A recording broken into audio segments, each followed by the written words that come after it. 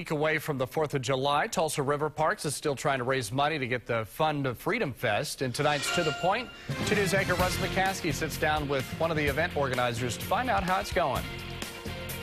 Happy today to have Tanya Pitzer with us from River Parks. Thanks for being with us. Thanks so much. Let's talk a little bit about the 4th of July coming up, because you guys do a great job every year with the fireworks show, the FreedomFest fireworks show, but it takes a lot of money. There's a lot of organization that goes along with it. Tell us a little bit about the donations, how people can contribute, and what you're looking to do. Well, plenty of ways to contribute. You can contribute online, you can call, mail a check, a number of ways. Yeah, and so through the water bills with the city of Tulsa, you've been sending out envelopes? That's right. In the June billing cycle, the Tulsa utility bills will contain a remittance envelope, and that goes to 148,000 Tulsa residents. Yeah, and so what's the reaction been so far? Oh, it's been good. And we open the envelopes every day right there in the office, and really have a lot of fun looking at the names of the people who send in their donations. It's a little bit of a celebration almost every day, isn't it? Every day. Now, because most people think that this thing just happens, but it doesn't just happen. There's a lot of work that goes into it, a lot of organization. And how do you guys come up with a budget and all that kind of thing? Well, we take a lot of consideration with the budget, but we have to plan for operations, for police, security, street closings, and cleanup, setup, entertainment, activities for kids. And again, it's around $120,000, so it's no small undertaking, and you definitely need the money. This year, let's talk about some of the new things, because you have this VIP tent that's going to be new this year? The Stars and Stripes Pavilion, that's a brand new thing. We're inviting people to come to the River West Festival Park. We've already brought in more people than we've ever seen there at the park with reserved seating.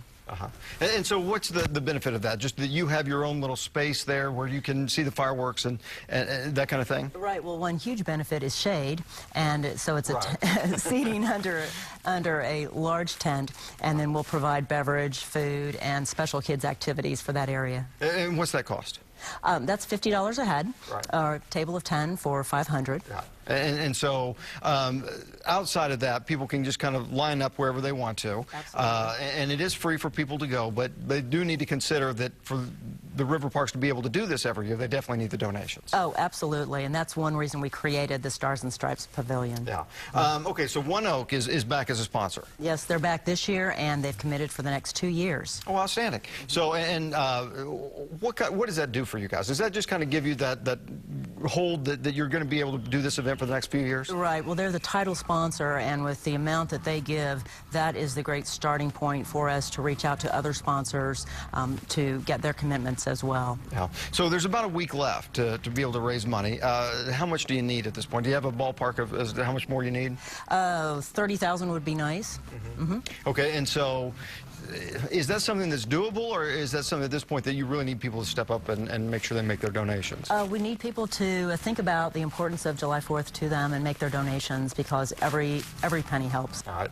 And so it's going to be a great event, and we certainly look forward to it. Real quick, while I have you here, let's talk a little bit about the river trails, because I know that you guys have been doing a lot of work, and there's so many compliments that come in about over the last couple of years, the development and how good it looks. You guys are almost done with most of that construction.